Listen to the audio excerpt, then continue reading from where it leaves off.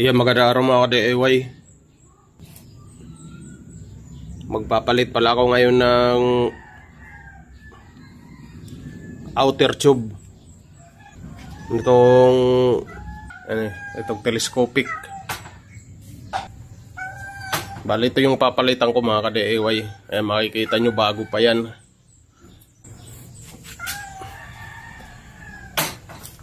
Ang dahilan ng pagpalit ko mga ka-DIY dahil dito sa itong gagamitin kong caliper, tapos itong bracket nya, ayan, nagka-problema kasi dahil hindi tumatapat yung butas. Ayan,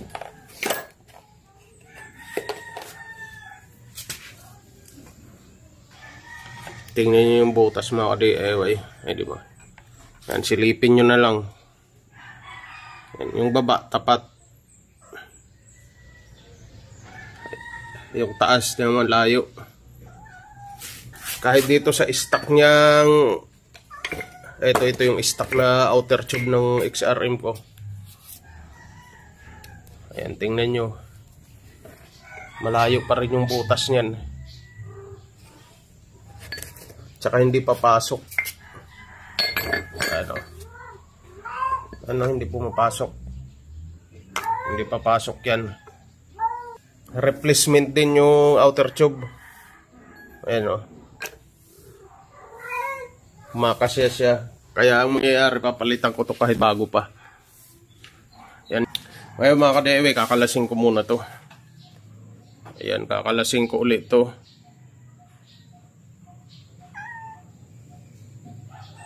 Para maikabit na tong outer tube.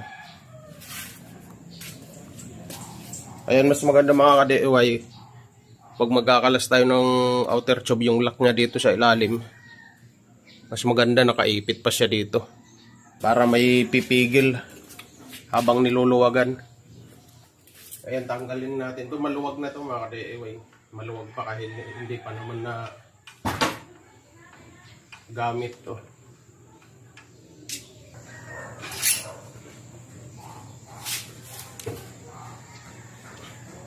Yan, tanggalin muna natin itong gulong.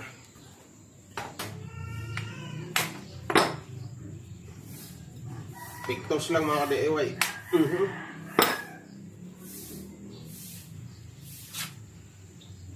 Natin alam kung gaano karaming langis yung ilalagay natin dito.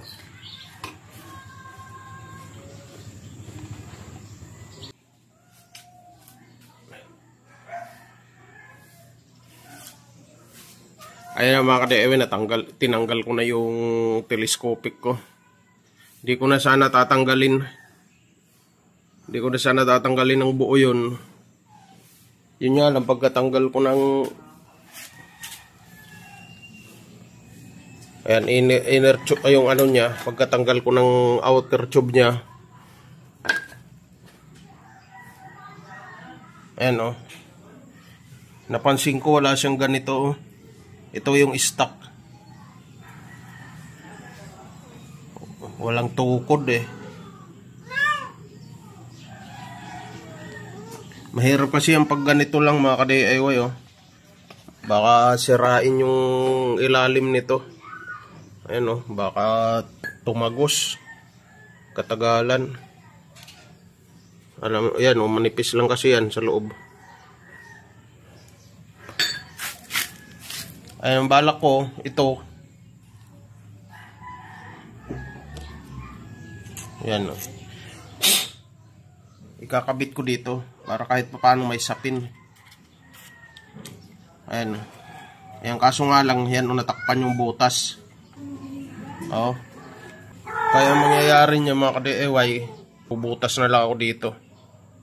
Kaya yun ang dahilan ba't tinanggal ko tong buo, para makapagbarina ako dito. Yan, natatakpan yung butas, kaya bubutas na lang ako dito.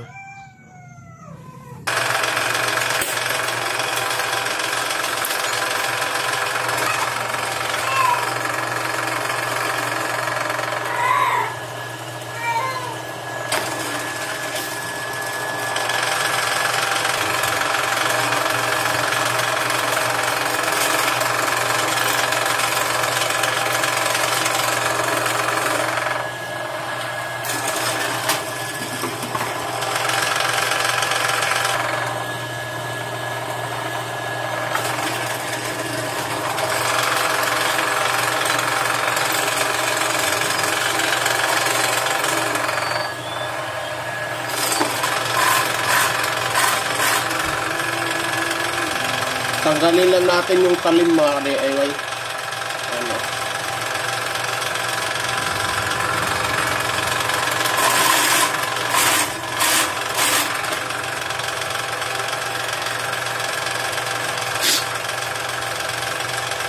Wala nang talim.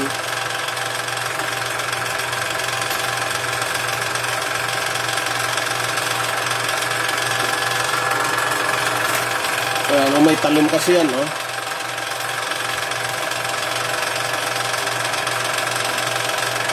Talim.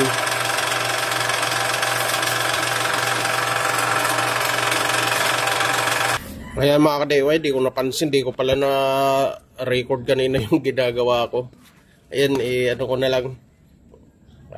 Naikabit ko na pala yung oil seal. Ayan, nakala ko naka-record yung video ko, anong camera ko kanina. Ayan, naikabit ko na yung oil seal. Gamit tong ayan, 27mm na socket wrench. Ayan, yun yung pinupukpok ko dito. Ayan yung ginamit ko para maipasok yung oil seal nya. Kabit ko na yung outer tube. Doon ko lang napansin na hindi pala nagre-record. Ayan, ito palang oil seal mga ka-DIY, may ano yan, kung mapapansin nyo yan, pag bumili kayo nyan, may number yung kabilang side. Yung kabilang side walang sulat. Yung may sulat, yun yung nasa ibabaw banda. Ayan, dito banda, di lang makita. Ayan, ganyan yung salpak nyan. Kaya mga ka-DIY, ito na yung isa. Ayun yan, naikabit ko na.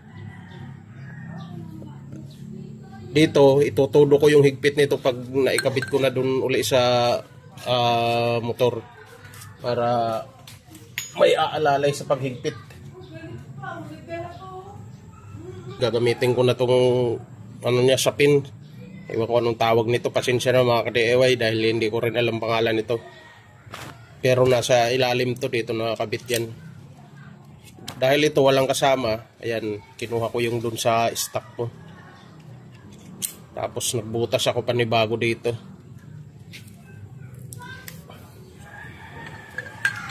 Tingnan mo, pag walang sapin kasi, iniisip ko, yan o, tingnan mo yung laki niya. Tsaka yung butas sa loob. Yan, baka masira kasi yan eh. Kakapwersa nito. Baka lumusot. Kaya mas maganda may ganito. Ayan. Sa dulo yan. Saan natin i-salpak.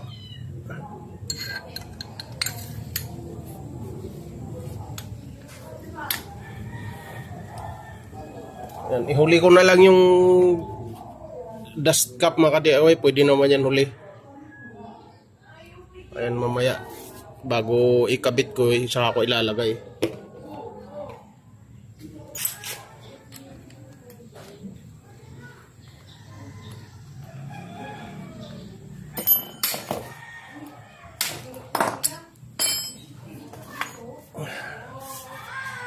Kaya mga ka-DIY,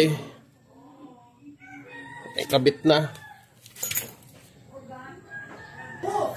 Tapos saka natin ilalagay yung dust seal. Ayan. Pwede yan mga ka-DIY kahit huli siya.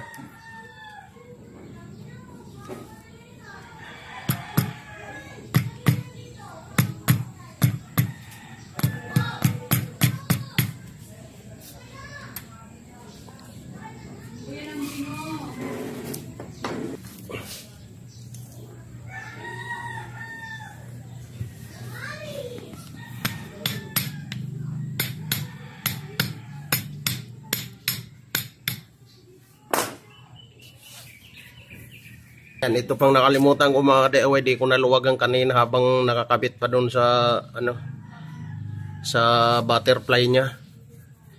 Hindi ko naluwagan, dapat pala naluwagan din to. Ipiting ko lang. Kaya tanggal na mga ka-DIY. Ito namang isa.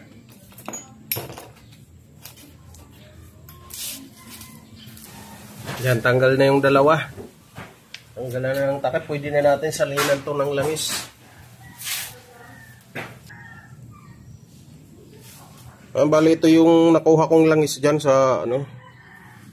Ayan yung sa pinagpalitan ko. Ito yung pork oil na nakuha ko.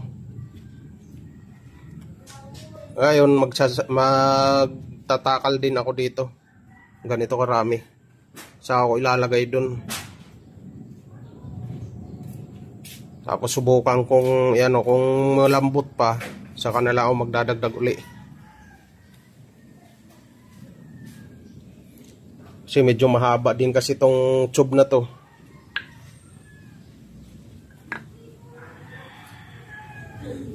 Mahaba kunti. Ayan. Pero susundin ko muna to. Tapos dadagdag na lang ako uli. Ayan, ito na yung langis. Ayan, naglagay ako ng tanda. Ganon din karaming ilalagay ko. Pero pag medyo malalim pa yung baon ng ano, ng bounce niya, dadagdagan ko na lang. Ayan, sasalinan ko na siya.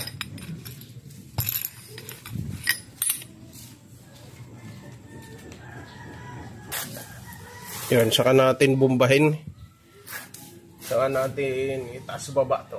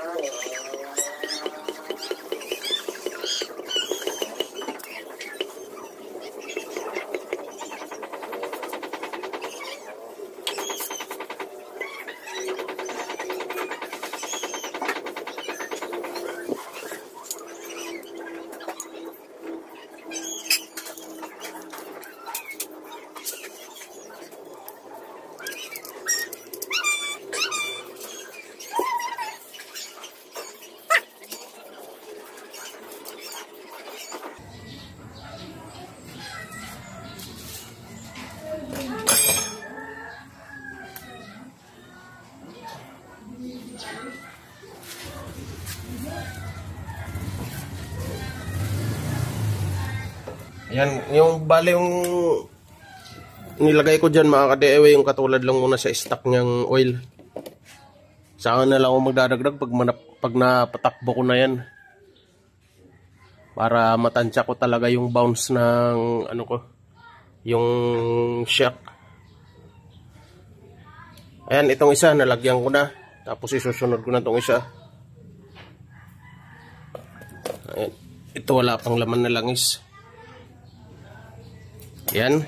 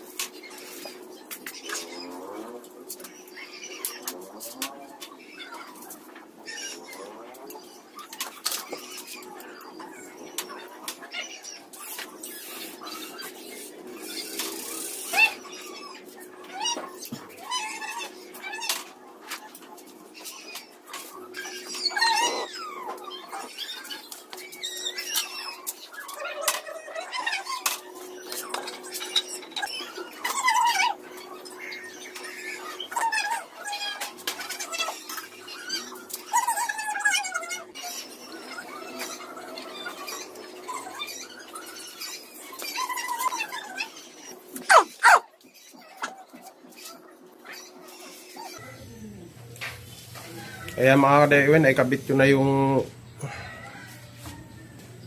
telescopic. Ayan.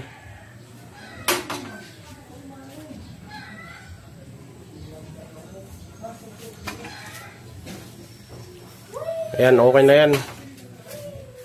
Bali yung sunod ko na ikakabit, ito na naman. Caliper.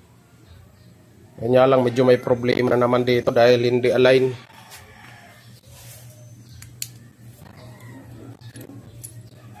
Ayan, masayad siya eh.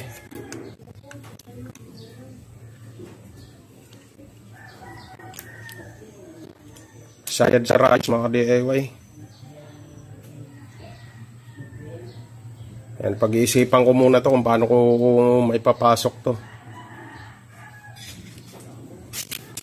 Dito okay na to mga ka-DIY sa ano, sa telescopic. Okay na muna yan dyan.